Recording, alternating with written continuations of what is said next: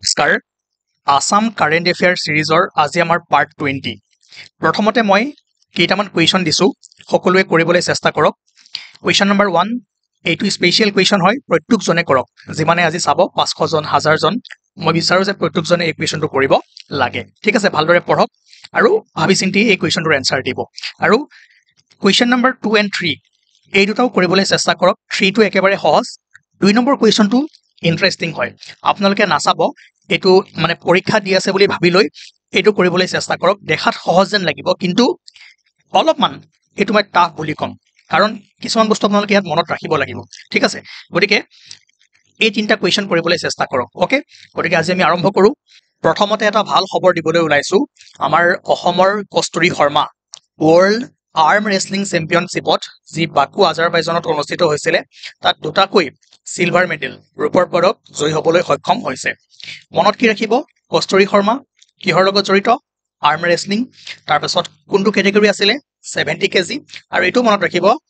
70 কেজিত লেফট আৰু right hand দুইটা শাখাতে ৰূপৰ পদক জয় হ'বলৈ সক্ষম হৈছে ঠিক আছে গতিকে বহুত বেছি নালাগে এইখিনি ইনফৰমেশন যদি আপোনালোকে লৈ থৈ দিয়ে এক্সামত কাম বনি যাব হ'ব তাৰ পিছত Netfree to study challenges economic potential of small tea growers of Northeast. News to important কিন্তু ইয়াৰ ওপৰত আমি বেছি ডিসকাস নকৰো কিছুমান ভাল ভাল পইণ্ট চাম যৰ পৰা পৰীক্ষাত আপোনালোকৰ মানে বহুত কুৱেশ্যন আহিব ঠিক আছে প্ৰথম এইখিনিটো জানি অলৰেডি আমি পঢ়িছিলোৱে যে ভাৰতত যিমানখিনি চাহ উৎপাদন হয় তাৰে 50%তকৈ বেছি আমাৰ অসমত হয় আৰু গ্লোবালি যদি চাই 1/6 ঠিক আছে আসাম কোম্পানী 1839ত ইয়াৰ হেডকোয়াৰ্টাৰ ক'ত আছিল নাজিৰাত আছিল আৰু শিফটেড টু কলকাতা ইন 1965 এবোৰ মনত ৰাখিব লগতে যোৰহাট টি কোম্পানী 1859 39 59 এবোৰ মনত ৰাখিব ঠিক আছে আৰু গুৱাহাটী টি অকচন চেণ্টাৰ কেতিয়া হৈছিল 1917 ওকে কিন্তু আৰু কিছুমান পইণ্টছ আপোনালোকে চাব লাগিব আৰু ইয়াৰ ওপৰত মই ভাল এটা কুৱেশ্যন দিছিলো কিন্তু মই আজি বিচাৰি পোৱা নাই যিসকলে মোৰ পৰা পিডিএফ পাৰচেজ কৰিছে তেওঁলোকে যদি সেই কুৱেশ্যনটো পায় মানে চাহ উৎপাদন হ'বৰ কাৰণে কেনেকুৱা ধৰণৰ পৰিৱেশ লাগে টপোগ্ৰাফি কি লাগে ঠিক আছে টেম্পাৰেচাৰ কিমান লাগে যদি আপোনালোকে এই কুৱেশ্যনটো বিচাৰি পায় মোক এবাৰ পঠিয়াই দিব এপিএসসি সুধিছিলে আৰু তাত কেইটামান ভাল ভাল ষ্টেটমেন্ট আছিল মই পাহৰি গলো ঠিক আছে কুৱেশ্যনটো পালে মই গম পাম কি সুধিছিলে ওকে যিয়ে নহওক এতিয়া আপোনালোকে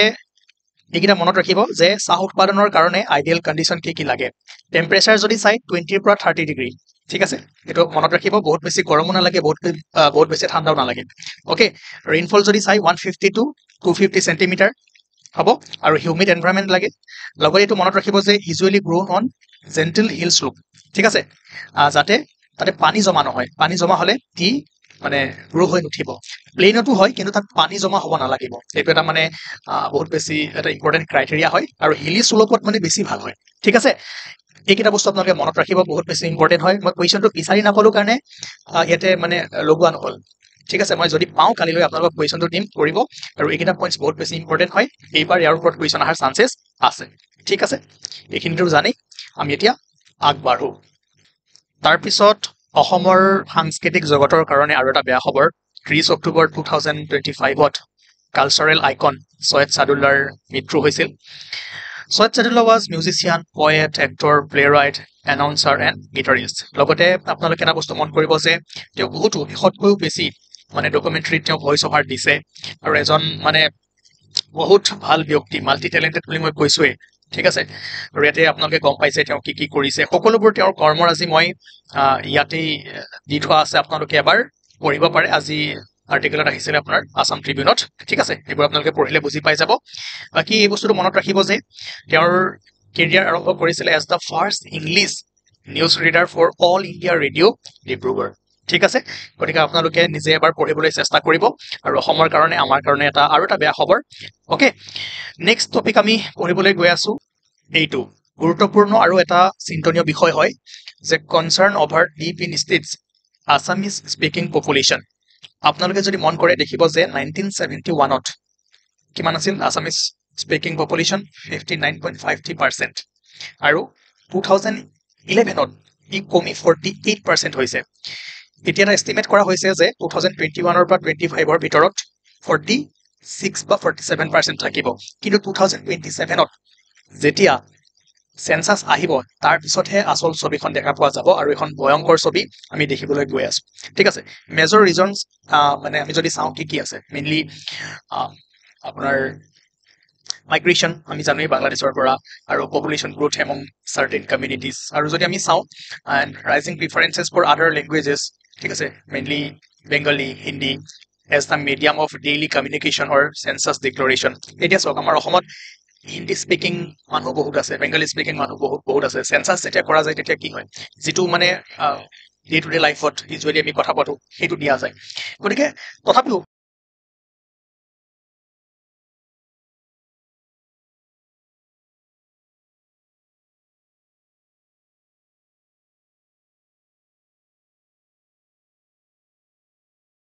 মাজতো চৰ্চা কমি গৈছে হয়নে নহয় সেইবোৰো আমি এটা ৰিজন ল'ব লাগিব এই কুৱেশ্যনটো কৰক as per the census of India 2011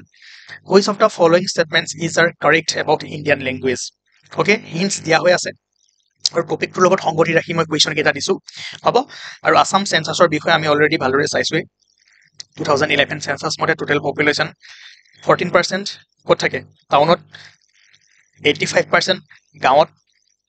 আটাইতকৈ বেছি মানে লাৰ্জেষ্ট পপুলেশ্যন নগাঁও তাৰপিছত কম ডিমা হাছাও আৰু যদি চাই আপোনাৰ 7.15% কি আছে SC population ST population 12.45% okay বাকী এইবোৰ আপোনালোকে চাই থ'ব আগতে আমি চাইছোৱেই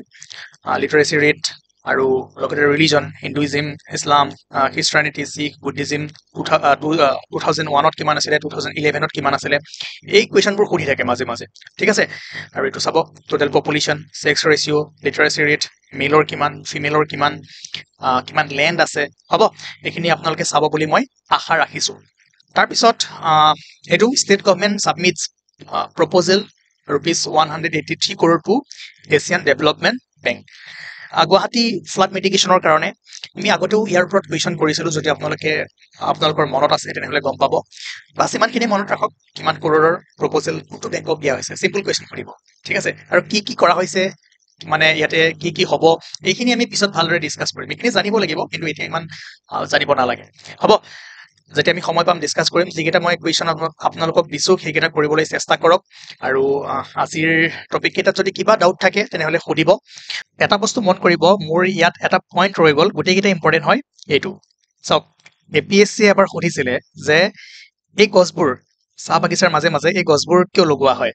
মনত ৰাখিব চাওক ছানলাইট লাগে কিন্তু কণ্টিনিউৱাছ ছানলাইট পৰি থকাটো ভাল নহয় সেইকাৰণে কি হয় মাজে মাজে ছাঁ দিয়ে গছবোৰে হয়নে নহয় এটা লিখা আছে partial shade protects the bases from strong sun ঠিক আছে এই কুৱেশ্যনটো সুধিছিলে মোৰ এতিয়া মনত পৰিছে বাট আৰু কেইটামান আছিলে আপোনালোকে মোক দি দিব যিসকলৰ হাতত আছে কুৱেশ্যনটো মই মানে পাহৰি গ'লোঁ ক'ত আছিলে বা কোনটো PDF-ত আছিলে হ'ব ইম্পৰ্টেণ্ট হয় এই গোটেইখিনি কণ্ডিশ্যন মনত ৰাখিব যে 20 to 30 ডিগ্ৰী এইটো আপোনাৰ কেতিয়াবা 15ও দিব পাৰে মানে 14 to 30ও দিব পাৰে এইটো মনত যদি মাইনাছ দি দিয়ে তেনেহ'লে আপোনালোকে নাযাব প্লাছত যি দিলেও কোনো কথা নাই ঠিক আছে এই বস্তুটো মনত ৰাখিব কেতিয়াবা কি হয় ৰেঞ্জবোৰ অলপমান চেঞ্জেছ কৰি দিয়ে কেতিয়াবা কি দিব পাৰে 20 to 28ও দিব পাৰে বা 15 to 28ও দিব পাৰে বাট আইডিয়েলি আপোনাৰ 20ৰ পৰা 30 দিব পাৰে এনুৱেল ৰেইনফলটো আমাৰ এইটোৱে থাকিব বহুত বেছি গৰমো নালাগে ঠাণ্ডাও নালাগে মানে টলাৰেট কৰিব নোৱাৰে গৰম ঠাণ্ডা ঠিক আছে এই বস্তুকেইটা মনত ৰাখিব ৱাটাৰ লগিং হ'ব নোৱাৰিব অ'কে চ' এই পইণ্টছখিনি মনত ৰাখিব লগতে এই গছবোৰ কিয় ইয়াতে লগোৱা হয় সেই তাৰো এনচাৰটো আপোনালোকে পাই গ'ল হ'ব আমি নেক্সট ছেশ্যনত আকৌ লগ পাম থেংক ইউ